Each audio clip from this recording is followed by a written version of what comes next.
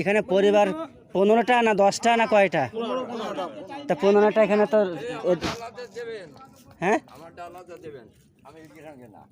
তা এখানে বাইরের লোকের তো আসলে আমরা তো এলাকার লোকই দেবো।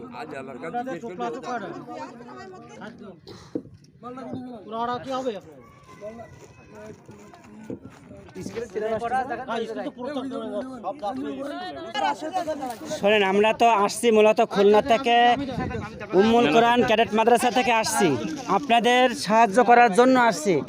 এখন এক পরিবার থেকে একটাই নেবেন,